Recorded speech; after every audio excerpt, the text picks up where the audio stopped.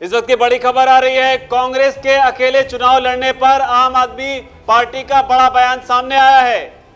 इस वक्त की बड़ी खबर आम आदमी पार्टी और कांग्रेस के गठबंधन को लेकर कहा है कि अगर यही स्थिति रही तो विपक्षी बैठक का कोई भी मतलब नहीं है।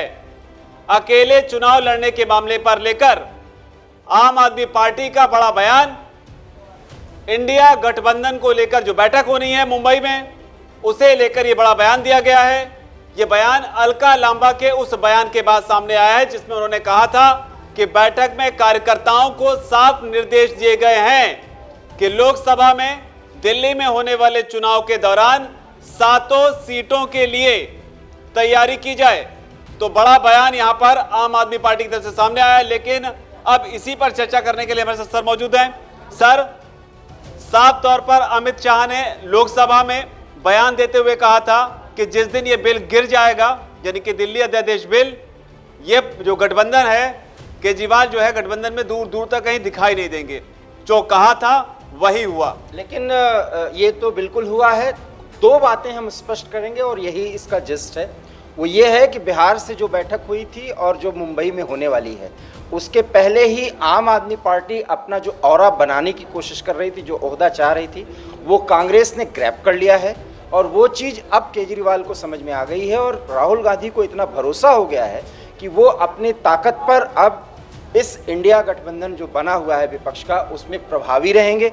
इसलिए उन्होंने दिल्ली को ही पहले टारगेट किया है और जब दिल्ली पर मामला आ गया तो ये मामला पंजाब में भी जाएगा। इसलिए आम आदमी पार्टी ने समझ लिया कि उसके साथ बहुत बड़ा छलावा हो रहा है और अब इंडिया गठबंधन के टूटने की शुरुआत शेखर यहीं से हो जाएगी। मान मनोबल होगा, लेकिन चुनाव आते आते ये स्थिति बनेगी और अभी ये स्थिति बिहार में भी आने वाली है जब कांग्रेस और आरजेडी के बीच में सीट शेयरिंग का मामला शुरू होगा। छलावा, सर, ये भी अपने आप में कह सकते हैं कि छलावा केजरीवाल या आम आदमी पार्टी के साथ तो जो हुआ सो हुआ, लेकिन एक छलावा वो भी था जो संसद में पिछले दिनों मानसून सत्र के दौरान लोगों ने देखा कि दिल्ली अध्यादेश को लेकर किस तरीके से पूरा विपक्ष, वो विपक्ष जो लगातार बहिष्कार कर रहा था पूरे मानसून सत्र का अपने मुद्दों को लेकर, मणिपुर को लेकर, लेकिन दिल्ली अध्यादेश के मामले में वो केजरीवाल को लेकर जो है सरकार से भिड़ता हुआ नजर आया। तो एक मकसद के लिए साथ आए थे, मकसद खत्म, काम खत्म। बिल्कुल सही आप कह रहे हैं, मकसद खत्म हुआ है, काम खत्म हो गया है।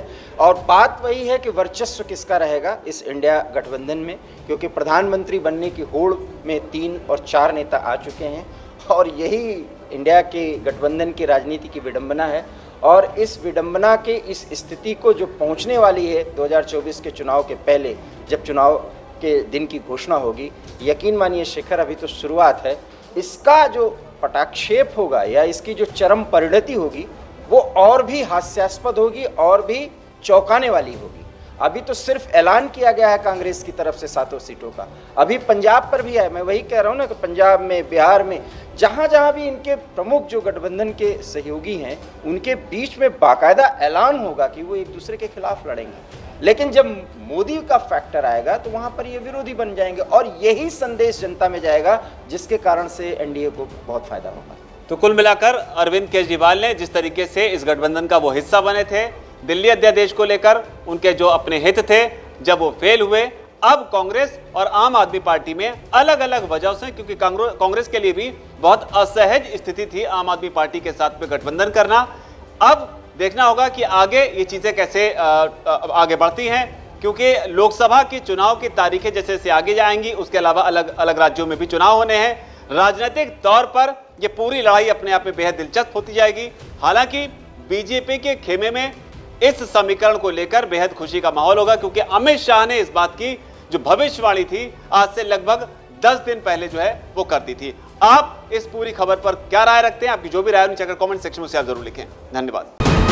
वीके न्यूज, राष्ट्र के नाम।